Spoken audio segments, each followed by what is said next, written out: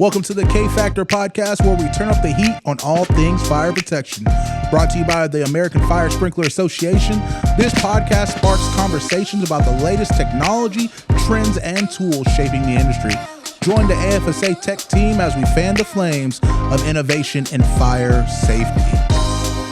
Welcome to another episode of the K Factor podcast. We're here with Adolfo Wurts with Arbiter.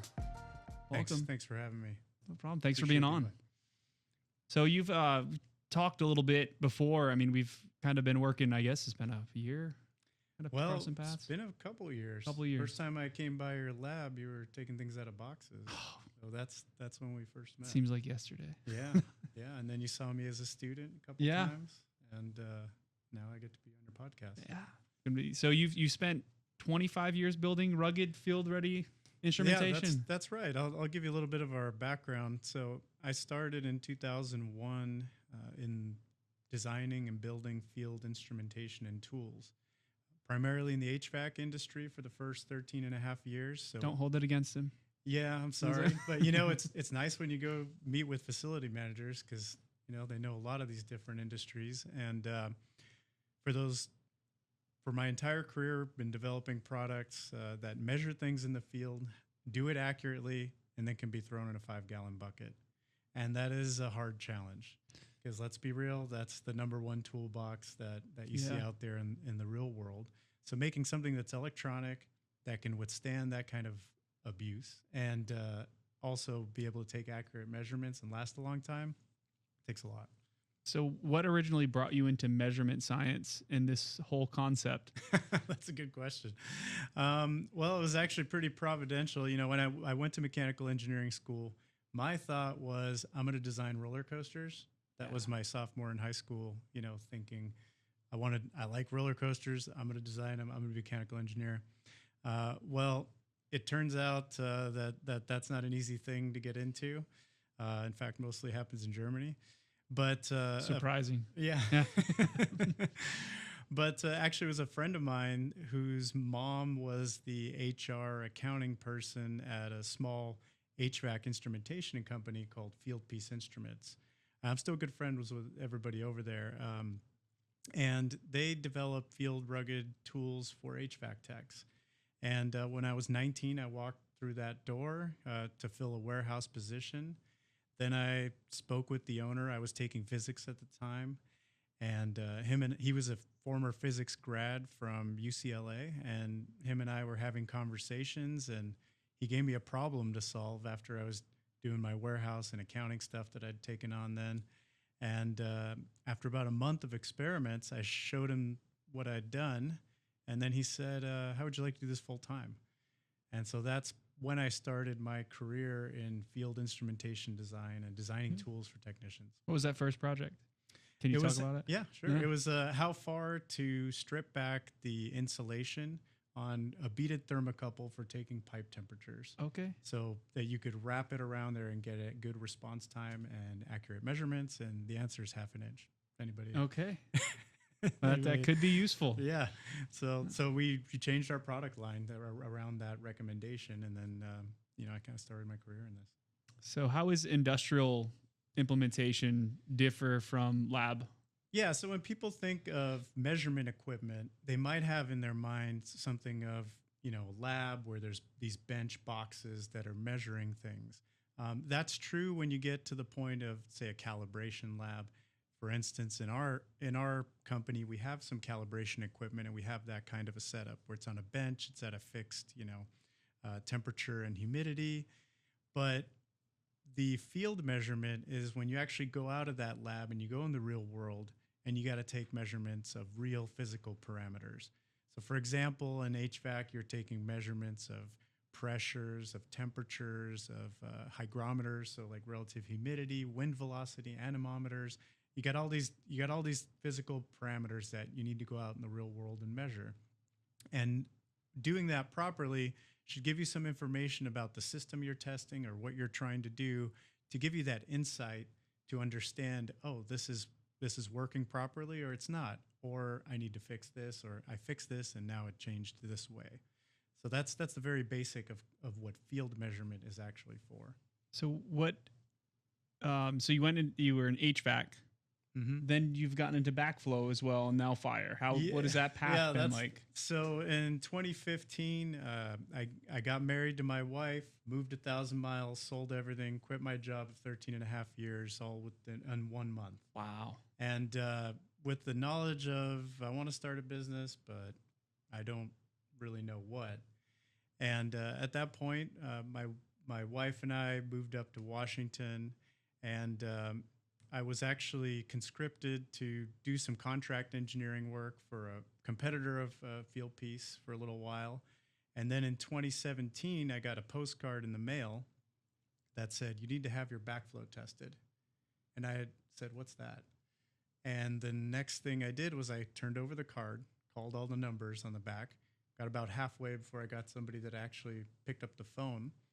And I asked him, "Hey, can I watch what you're doing while you come and test my backflow?" And I met with the tech, saw what he was doing. I said, "Oh, we can build a much better system for this." There were a lot of shortcomings in the practice and the measurement system. And the more we've gotten into the industry, the more we've seen that's the case as well. So that's how we got into backflow. And then what got us into fire was we had a lot of backflow customers that their emails said, at something fire, right?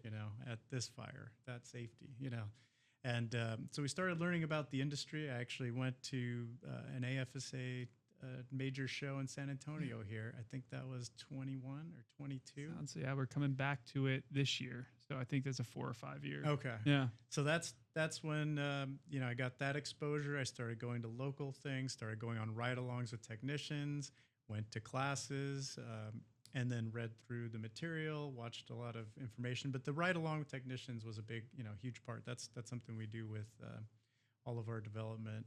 And as we were doing that, we were kind of listing off all these different ideas for new products. And then we saw that there was a need for something specifically in trip testing. Okay.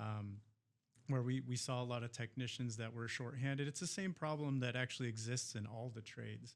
Every single trade we've bumped up against and worked in, they are all short on labor. And there's really only two ultimately you're short on productivity. And there's two ways to tackle that. One is to increase labor, increase the quality and the quantity of labor, which you guys here at FSA are doing a great job with your laboratory and all the classes you're doing. I mean, that is really increasing the quality and the quantity of labor. Appreciate that. You're handling that side of the equation. The other side of the equation is actually getting more productivity out of every single tester. And that's the side that we focus on. There is also a little bit of an education component to that, because sometimes technicians are not doing things the way they should be, or maybe doing things the long way, even if it's the right way. They're taking a lot of extra steps that are unnecessary or not using the right tools for the job. So that's where we come in, and combined we can increase that productivity and hopefully have kind of bridge this gap in labor that we've been under for a long time. So what were your initial thoughts coming from those other industries to ours? There's HVAC is kind of the Wild West when it comes to tools and instrumentation. There's no real standards. There's one test you pass to be a technician, and then you got your HVAC card and you can go out and be an HVAC tech. Okay. And you can watch YouTubes and educate yourself, and you can learn on the job and all that. But in fire, it's much more structured. Backflow is one step in that direction, because right. you do have certifications that are kind of statewide, and you meet certain requirements. You get tested repeatedly, make sure you still know what you're doing. But fire is a whole other level. I mean, it's a much better developed industry in that regards, where there's a pipeline, there's a whole, you could see as a starting tester what you need to do and where you can go with it. Yeah. And that's very impressive. So, and that's some of the conversation we're going to have today is on this measurement, which we measure things all the time. And I notice that, if I read the gauge and it's about 50, I think I'm all right. Yeah, but you might be. Depends what it is. Depends on what we're looking for. So that's kind of some of the conversation. But as we get into it, kind of knowing some of the background, is it metrology? Metrology is the science of measurement. Yeah. Okay. And, our overall company motto is truth and measurement. And that really comes from a few places. One, working in this field, there's in a lot of industries, for example, in HVAC, there was nobody policing what's on the box. So you could say, this does, wireless distance good to quarter mile. Nobody's checking that. Nobody's actually verifying that these things are accurate. Well, whenever we do developments, we would always check the competitors' claims and say, what does this actually do in the real world? And oftentimes we found that it doesn't do what it even says on the box. Interesting. So one of the things we do is, we thoroughly test everything, and we try to be conservative in all of our material that we put out there. The funny thing is that, most of these products, you're not even winning over customers because it's, got this level of accuracy. You're winning them on productivity and features. So it's but one of the things we really try to do is educate the technicians, not just on how to use this equipment, but the overall big picture of why you're using this equipment. What is it going to help you do, and why is that important?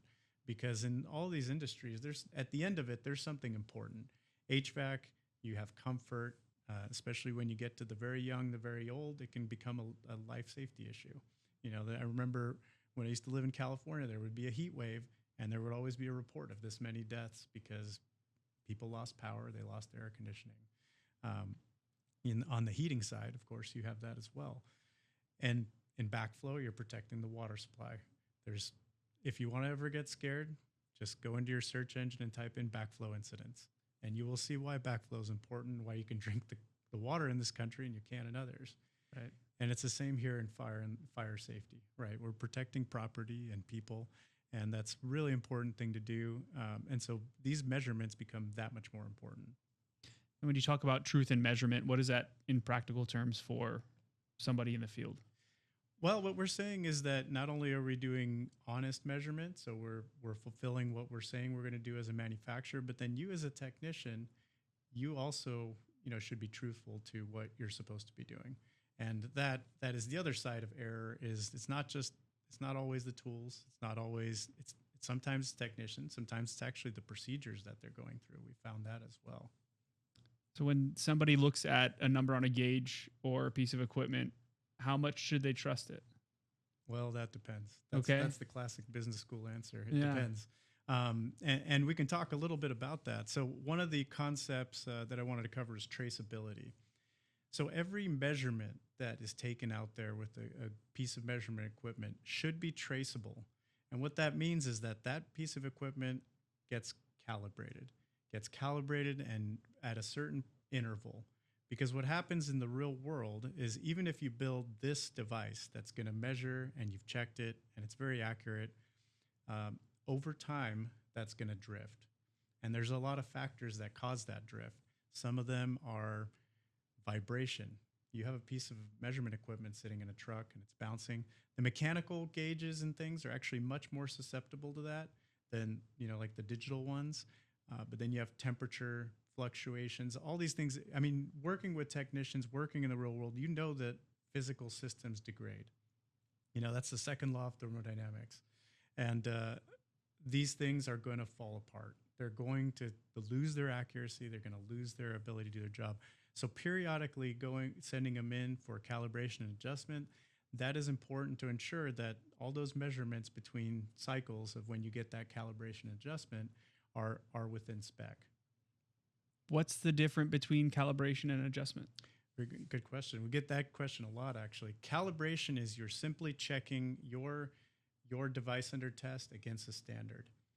Adjustment is if there's a discrepancy, you then adjust the device under test so that it meets the standard. Okay. Yep. That's a great question, though. And a lot of that, I mean, I'm guessing that's not something that's done in the field. You'd ship that off to your... Right. So in the world of backflow, you send your test kit off once a year. And if you send it to us, we have a calibration standard that we send off to another lab. So we actually have two standards in place. So we always have one that's ready. And we send our standards to another lab that's even higher. And that chain is what you call traceability. And that goes all the way up to the national standards. So NIST has a standard of this is a PSI. And it goes out to a lot of decimal places, and it's not something you could have in a lab that is is out like in our office.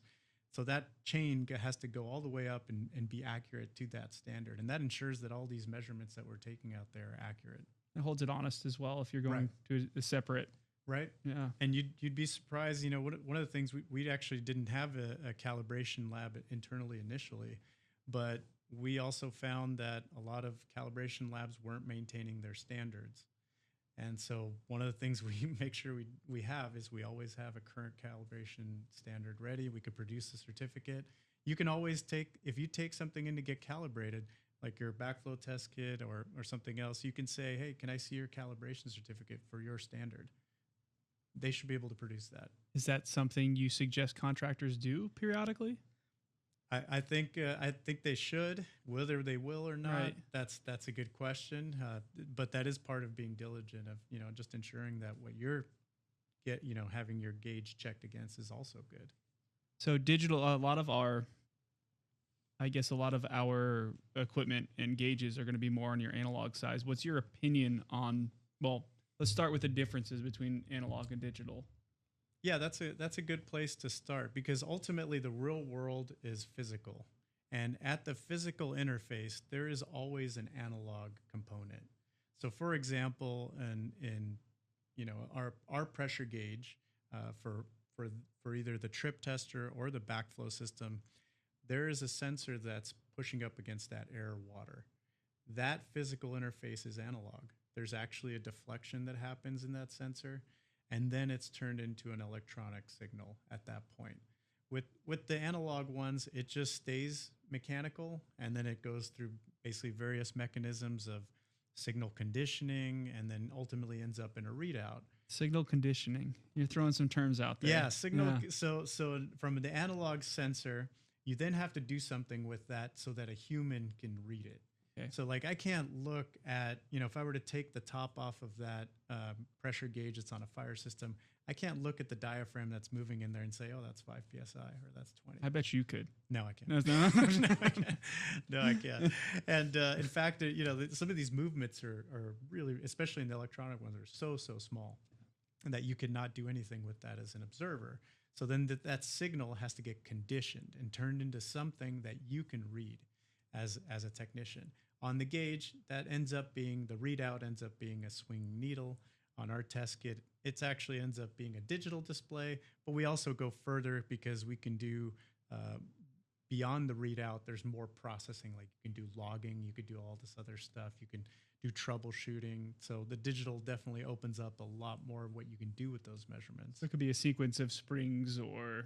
Right. In the mechanical one, so for example, a backflow test kit, the common mechanical ones, there's actually a piston that moves through a magnetic field, and that moves a needle, and then that ultimately ends up in what you see on the dial. So it's not that simple, but rather than that physical means where the diaphragm pushes a spring or a piston and has a readout, you go into digital, that now can be, I guess, detected by a digital interface. Yeah, so I mean, if you want to get to the very basics of how those digital sensors work, is there's normally a diaphragm like that. That pressure pushes on that, and it moves it so slightly, there's no way you could see it. But behind that, there's what's called a piezoelectric element. At piezoelectric, when you flex that, it actually creates electricity. Okay. And so that flexing changes the electricity inside of that, and then that's detected and turned to electronic signal. And from there, it goes up in the system. So now I know at a very basic level, this explains the difficulty of making these rugged. Right. I mean, first off, water and electricity, I mean, Pokemon Yellow taught us that, right? Those things don't necessarily work well together. Mm-hmm. But just to get that communication. So it seems like that could be a very difficult thing to do. It is. And it's taken, it's been my career to kind of take these elements and make them more and more and more rugged. And we do so many things in every one of our test equipment. There's 1,000 secrets buried in there on how to make this stuff really rugged. And everything from even just the plastics that we use to the screen, everything. We've learned so many lessons over the years because our equipment is being used, people in Arizona, people in, northern parts of Canada, all throughout different times of the year. It goes from a hot truck sitting on a dashboard that's 160 degrees and then might be going into a freezer to test something. To be able to maintain that accuracy across those temperature swings is takes quite a bit. But we have the ability to actually keep it much more accurate than you do with analog. Because if you imagine that, that example I just gave you of the analog one where you have that diaphragm moving, that's usually a rubber component. And if what happens when plastic gets cold, it gets a lot more stiff. When it gets hot, brittle, it gets a lot more ductile. So they can't correct for that. We can. We have temperature compensation within our equipment so that when you move it between environments, when you're running different temperature water through there, it maintains its accuracy. Yeah. That's something you can't do mechanically. And there's a lot of equipment like our hoses for pump testing, right? We can preach it from the pulpit. Don't store your hoses in that 160 degree back of your truck, but they're going to. Yeah, but they're going to. And the one that we can't, you can't ever really get around is we always tell people, make sure you drain your, like in the world of backflow, make sure you drain your test kit. If it's good, don't store it in your truck when it's cold. Like when it's going to freeze, because the amount of hydraulic pressure that's created when water, goes to ice is tremendous. Yeah, so crazy. We still, every time there's a cold front that sweeps through the country, we start getting some calls from people, and they usually admit it. Yeah, usually they say, "Yeah, I left it in my truck." Yeah. So. That's always been fun coming from the manufacturer side. Is like the question that comes in. You don't even have to admit it.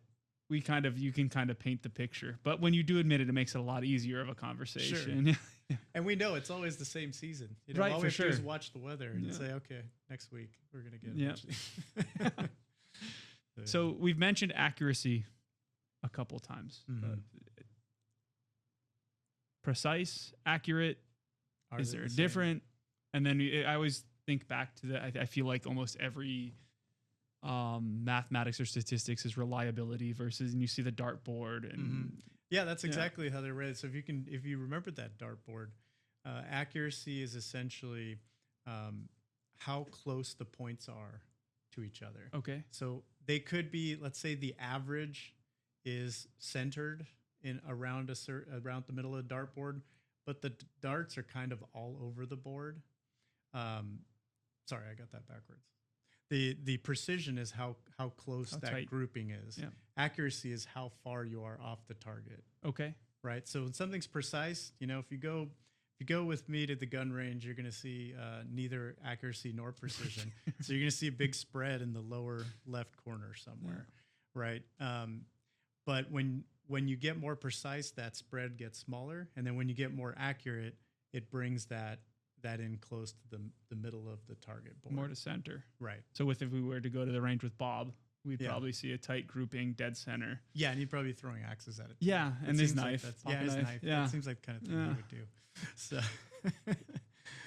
but yeah, that's important to understand those things. So what's better, analog or digital, in regards to those two properties? Yeah, so that's a great question. For the most part, digital. So when you send your test kit in for calibration, they really can't do too much about the precision. The precision is sort of how the thing was made and then how it's wearing out over time. They can often improve the accuracy. So they'll take that group of measurements and bring it back to the center by some kind of adjustment. And that's true for the analogs or the digitals. But what they can't really fix is how those points are drifting apart. Again, that's how the mechanical system's wearing down. Ultimately, there's mechanical systems that are measuring this. So just like all your mechanical systems, it's going to wear. The analog ones tend to wear out more quickly. They tend to drift more quickly if it's a well-made piece of equipment. Comparing a like for like. We should tie it to NFPA 25 too when we start thinking about the importance of a reference gauge versus our testing equipment. We can reference every 5 years you either replace, which a lot of people use, which I don't like for our customer for you to just replace the gauge because it's Yeah. less expensive, especially since it allows for you to do it on comparative Mm-hmm. results. And ultimately, I mean, we want it to make sure that it's still reading pressure. Ultimately, we don't Mhm. care that it's actually 52 psi, but that annual calibration requirement for your testing is where we really want to dial in, compare it back. Well, and that's a really good point because we also noticed that, and in fact, one instructor that I had for a class mentioned that he won a bid because he wasn't going to replace the gauges. He actually had a standard that he was going to compare the gauges on a fire system, and there was a lot of gauges on this Calibrated particular. gauge. He had a calibrated gauge, and so our Archon trip testing system has that ability as well. It follows typical practices in metrology of where it's supposed to be 4 times as accurate as what you're measuring. So that And as long as you maintain that calibration, and that's annual, I'm right, guessing. right, as long as you maintain that, and we're just following the standard American Society of Mechanical Engineers guidelines for pressure gauges. This is not something we invented. This is standard metrology practice that they kind of lay out. But it seems new to a lot of places. Yeah. A lot of industries, this is kind of our niche, is we learned how to measure things, and we've learned all about the standards and how to build field rugged stuff. And it's a lot of fun to go out there in the field and learn and see how real world, technicians do things. So with the digital versus mechanical, I'm just trying to wrap my brain around it. Sure. With the gauge, pistons, springs, whatever the case is, over time, potentially going to drift more because those components are going to wear. They're going to wear, and then you get also, because this is water, you're going to start getting corrosion in there. You're going to start getting other contaminants, scale, all kinds of stuff. All the things you see in the back of the NFPA manual. Yeah. So with the digital interface, less mechanical components? A lot less mechanical components, a lot less moving. So even every one of those mechanical components, if it moves, it's got to stay lubricated. It's got to stay intact. Versus in the digital ones, you're turning that quickly into a digital system, a digital signal. And that those digital components, they're go, no go. They tend to fail catastrophically when they do, but they last millions of cycles. It's either going to work or not give you a false reading. Right. It's less likely to do that. There is some drift with all measurement systems, but that's typically happening on that analog interface. That's typically where you see that. And we can also do the temperature compensation, and that abates a lot of that drift. So if you're a listener and an engineer, hang in for this. This is going to be a good question. For those who are doing testing, it's going to be a nerdy conversation, but I think you really need to understand this stuff if we're starting to record it. Due to liability, we should know our equipment. Bias, drift, and offset. Mm-hmm.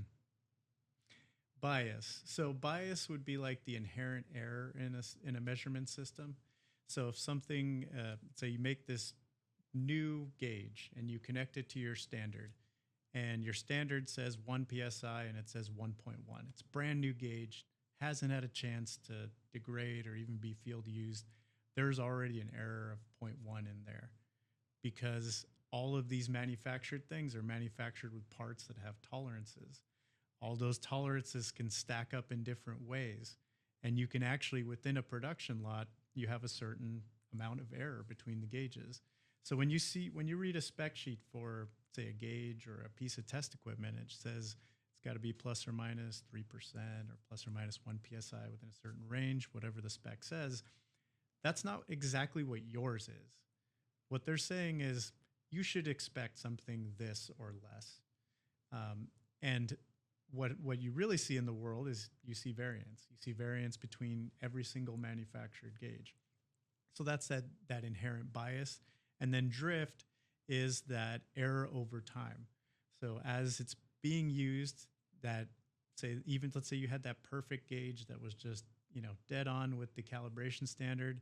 Well, next time, maybe the first year you bring it to calibration, it's fine. Maybe the next year it's off by 0.1. Maybe the next year it's off by 0.2, and so on. Or when you take it up in temperature or down in temperature, you're no longer accurate. So there's different things that could cause that drift. For example, our backflow test kit, it's the only backflow test kit that actually meets the highest standard in backflow, which is the USC Manual 10 approval. Part of their testing for this equipment is that they actually ran it to the max pressure, the max overload, so beyond what it even displays, which I think it was 2 or 2.5 times that. And then they temperature cycled it with high temperature, low temperature water, and then they checked the accuracy at all those different things, and afterwards, and it still maintained its accuracy. So those are things that are typically hard on measurement systems, and that's things that would cause drift. And then offset is simply how much you can move the linear response, typically a linear response of a sensor. So if something, say I'm looking at this test equipment, and I'm checking points 1 psi, 5 psi, 10 psi, and it's off. It's just low, 0.5 on each one. Well, that's an offset. I can raise that curve with an adjustment, and then hopefully be right on. We have the gauges. I think that's some of the common, more reference gauges, right? Not oil filter calibrated gauges, where it's off by 5 out of the box. Yeah, so that's the inherent bias. That's the inherent. No. Now, what would be the term of, I don't know how to word this, like a user error? Because if Hayden and I go into the pump room and he looks at it dead center, reads a number, and if I look at it 3 inches up. That term actually has a name. That's called parallax. Okay. Yeah, that's the word of the day, parallax. Parallax. So, parallax, when you're looking at an analog test gauge and you're seeing that needle, well, if you turn your head this way, well, I just change that to PSI, and I go this way, I just change another PSI. There's actually some gauges that you see have a mirrored back. Okay. They'll have a strip of like silver in there. That's actually to counteract that parallax. So when you see one needle instead of 2, you're straight on. That, again, that's only something that happens with analog, because ours, the digital, the numbers, the numbers, yeah. So there's no parallax there. But that's a good point. So error can come from several places. It can come from the test kit itself. So you're not using a piece of equipment that is rated or designed, or for some reason doesn't have the accuracy or to do the measurement that you need to do. It can also come from the test method. So I'm not, even if I have the right equipment, I'm not testing this device with a method that's going to give me a meaningful result. We see that a lot in the world of backflow, actually. That's one of the things I appreciated about FIRE, is that there's a standard for everybody, so to speak. Whereas in the world of backflow, there's probably 20 plus test methods for a particular valve. Depending on where you are, the jurisdiction can say, oh yeah, we'll follow USC, or we'll follow ASSC, or we'll follow TRIO, or we'll follow Bob. Yeah. Bob's method for testing. And that it really makes it difficult, because, well, how do you tell Bob his test method is not a good method? Oh, we don't tell Bob that he's wrong. Yeah, exactly. No, I mean, you see that knife? I wouldn't do that either. So yeah, you don't tell Bob that that his method's no good. So that's so it could come from that, and we see that. We actually see that quite a bit. In fact, our test equipment that we brought to backflow is more accurate than anything that's ever been out there, to the point where we're actually discovering some problems in test methods. A coworker of mine, an electrical engineer, Damien, I've been working with him since 2007. He's actually sat on the ASSE committee for one backflow committee last year, and he's on 2 this year, specifically around test methods and test equipment, because we've seen some of these errors out there, that what you think you're doing out there in the field is not actually what you're doing. So the tester's being fooled by their test equipment. And one of the things I always say in a measurement talk is, actually the worse than having no data or no information is having bad information, because it gives you a false sense of security. It makes you think you're doing something correctly when you're not, versus if you didn't know, like if you walk up to a fire system or a backflow valve and you say, I don't know how that's working, that's honest. But when you walk away and you think you've done that properly, but it's not working properly, that's a major problem. Which may or may not be seen by potential catastrophic failure. Right. So a couple of these terms that you sent with your notes on there that I don't even know how to ask the question except for what in the world is hysteresis? Hysteresis, yeah. Hysteresis. So we get into the topic of nonlinearity. So most sensors, when, let's say you go 1 psi, 2 psi, 3 psi, they follow a straight line like that. Well, there's a phenomenon, particularly with analog, that gauges that are magnetically coupled, meaning that the pressure measurement at one point is being transferred via magnetic fields. They have a problem where they don't always come back down and back up in the same straight line. So if you repeatedly move them up and down and up and down, you're not following that same linear path. And that's a unique problem with those magnetically coupled gauges, which we see. We see that problem. How often do you see magnetically coupled gauges in our this is new information? Yeah, shame on me. On fire systems, I don't think I've seen that. It's mostly differential pressure gauges and analog that we see that, and we see it in backflow sometimes. That could be a potential. But like there's certain pieces of test equipment that says you can only calibrate this in ascending or descending scale. That with our test equipment, it's not prone to that, but that is something to think about, that the linearity of this pressure gauge has to be maintained. That's something that you're out there testing when you send your test kit in for calibration. That's kind of what they're checking. Are all these points in a line that are supposed to be in a line? How about, this is another one. I think of it with cameras, and maybe if my screen's good enough for video games, resolution. Yes. And its limitations. I actually saw this on a ride-along for a fire system. I was with a technician, and they were putting the new gauges on the system. And, they want to advertise their company, and they just got this contract. So they, and it's been 5 years. So they're taking off the old pressure gauges, they're putting on the new ones, and they're going to run a trip test. And I asked him about the gauge, and well, his company bought the wrong gauges. So they bought, I think it went up to like 2,000 PSI or something. And he was only using, like the maybe a quarter first inch, tenth, the first like 5 dashes for water, and, for air, like 1. And I asked him about that, and he said, well, we bought a whole box of them. We're not going to, and they got our logo and name on them. We're not going to take them back.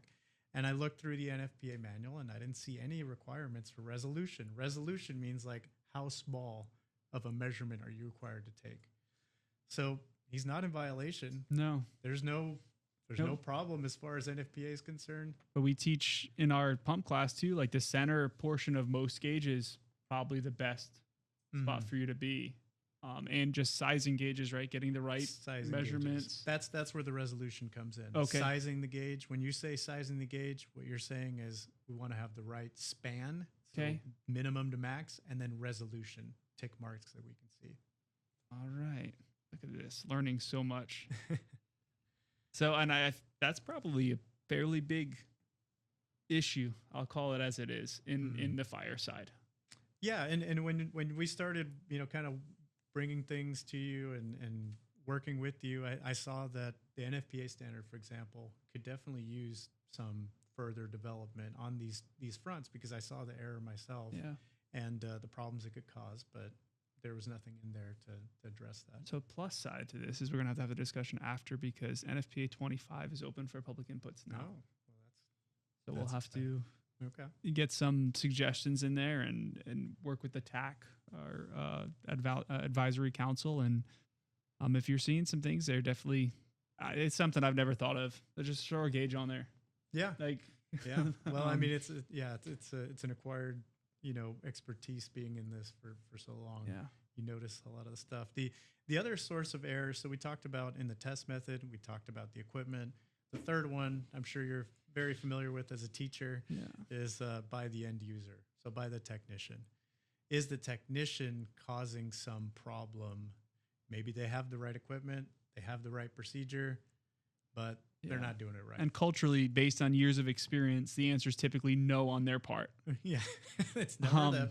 It's never anybody's fault, right? But coming from manufacturing too, a lot of them is like, is it? I mean, it's a big issue if your product is not doing what it's supposed to, or causing an error. you want to fix it for multiple reasons, because how many are out there Mm-hmm. being used? What are the issues that it could result in? And you start looking into it, and it's like, well, no, I'm just going to pick one that's an easy one. You used the wrong wrench, and you took the protective cover off the sprinkler and threw it into your 5-gallon bucket and expected it to not leak. Mm-hmm. Right. Right. I know you've been doing it like that for 20 years. This one caught you. Mm-hmm. Right? Right. Yeah, exactly.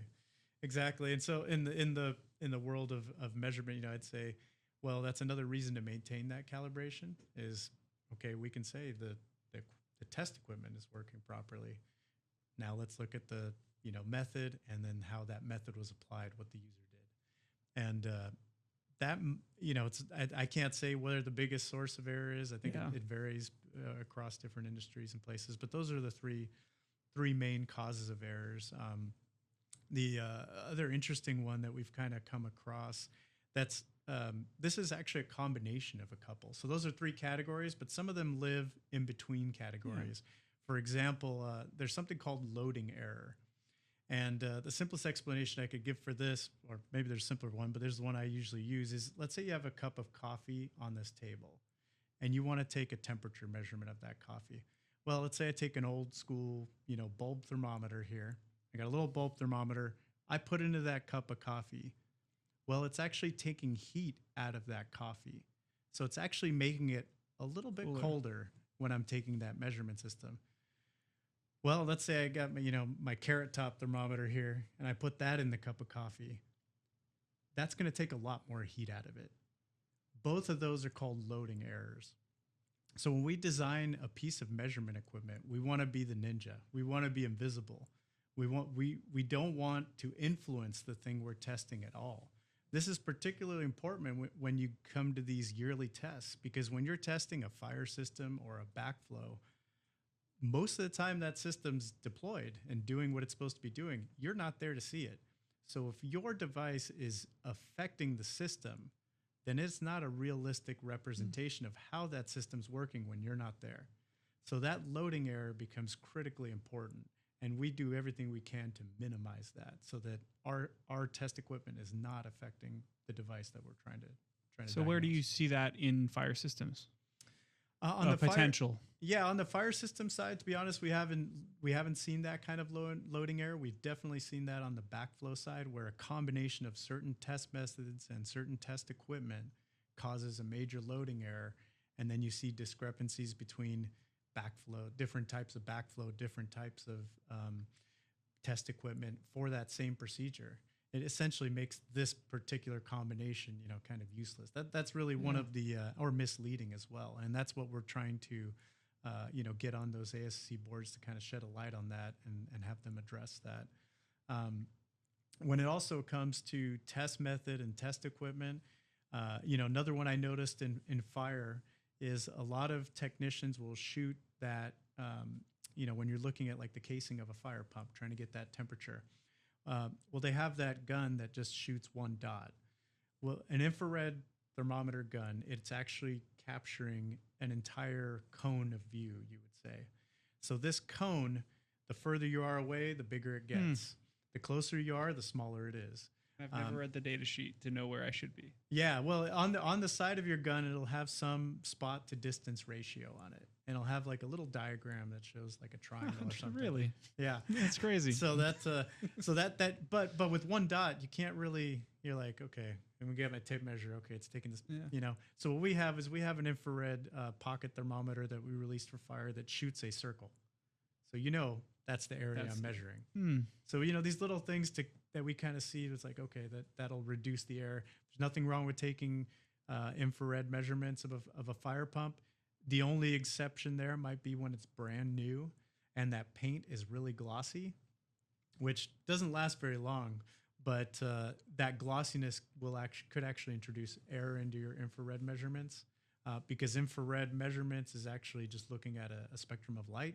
And when it's more reflective, that changes the measurements. You might be getting a reflection and getting a partial temperature of other things.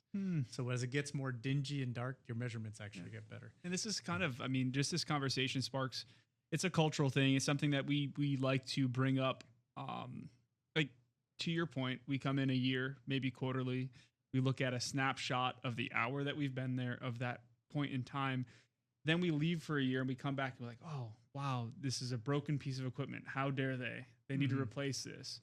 Where the more accurate data collection on the fire pump side is where I see it all the time. Actually taking the temperature of the bearings in similar spots each year, start to paint this picture and help the customer or end user, the person responsible for it, to create a preventative maintenance plan. It's not like this stuff's inexpensive. Right, exactly. And preventative maintenance, that's really important. That's actually where we'd like to get to, where the point where we can start to predict when equipment's going to fail, and give you some insight on, hey, do this. You're going to save your customer money. You're going to make money doing it, and then you're not going to have downtime. You know, that would be where we want to get to. And all that only can happen if you have better measurements, better data collection for all this stuff. So give us a quick rundown on the equipment that is on its way. Yeah, so we're releasing this trip test system. It's called the Archon. And what it allows you to do, when we were doing ride-alongs with a lot of technicians, we saw that they were out there using things like iPads, walkie-talkies. You know, of course, a full trip test, you know, you can do with 2 people and walkie-talkies. Our system, you would connect, and we have all the fittings that come with it, so you can connect and leave those fittings behind. So you can just show up next year and you know, kind of put it in place. And then through the app, you can go over to the test port once you're connected, do a full trip test from just the test port. And these 2 pressure probes will log all the pressures on the air and the water side. When that drive valve opens, it'll give you that trip time. And then when you see the water come out, you hit I see water, you close the valve. And when you walk back in range, they don't have to stay in Bluetooth communication. So if you're in a site where you don't have any ability to get signal, not a big deal. The probes are logging. When you get back together, it will resync and then organize and analyze the data to give you that trip time. So it's going to, even if you use 2 testers, it's actually going to be a much more consistent system because it's calculating those trip times for you. It's looking at the pressure log that's logging multiple times a second, as opposed to, I'm looking here, oh, I see water. Okay, I got to do this. I got to stop, watch. I got to get on the walkie-talkie. Oh, crap, I got to drain the system off. Yeah. So, you know, all those steps, you know, cost you time and cost you accuracy. So even if you use 2 technicians still, you're going to have a much better record and much more consistent trip times doing this. And then documentation. You know, the hope is that as, you know, the system gets more popular, builds out, we're then also going to be able to tell you a little bit more about this particular fire system. Awesome. And then you said you have the infrared. Yeah, we also have the PIR 91, and both those are on arbiterfire.com. Though that is the infrared pocket thermometer that you can use for fire pump testing and other things that you might have in fire, that actually shows you the area that you're measuring. Yeah, so we're probably, I mean, in our demonstrations for the trip test, we do a lot of annual trip test demonstrations as well as teaching our courses. We'll probably do it both ways so you can kind of see what the difference is. And so you'll see it living here as well. That IR, that just, I mean, I get it now, but it just looks cool with the dots on your IR pen. But where else can they get more information? Yeah, you can always go to arbiterfire.com, sign up for the newsletter whenever. We basically just use it for new product information and launches. And then we'll be exhibiting at a lot of shows this year. We'll be at the AFSA National Show, so you'll see us there. Stop by our booth or go to arbiterfire.com. And we're always trying to improve standards. If you have ideas for tools, test equipment, we're happy to hear them. We're also trying to raise education awareness on how technicians can do their job better. That's our whole reason to exist. And then I'm going to end this, I think, with. You can give your final thoughts after, but my question to you is, if you were a piece or a component in a fire sprinkler system, what would you be and why? Gauge is too easy. You gotta go something different. I can't use pressure gauge. No, right? yeah. All right. That's a really good question. How about the reset valve or the reset plunger? Okay. Can I be that? You sure can. I like to save you time. All right. I like it. See there? That's put me on the spot there. That was good. Yeah. Any final thoughts? No, thank you for the time. I really appreciate it. Thanks for being on. Really valuable information that, I mean, we've been doing this a long time, never thought about it. So thank you for being on. Great. Thank you. Catch you in the next one. This has been the K Factor Podcast. If you enjoyed the show, don't forget to like, subscribe, and share wherever you tune in to podcasts, or head over to our website for more. Reach out to us anytime at technical@firesprinkler.org. Stay safe and always learn as we keep the fire protection conversation going.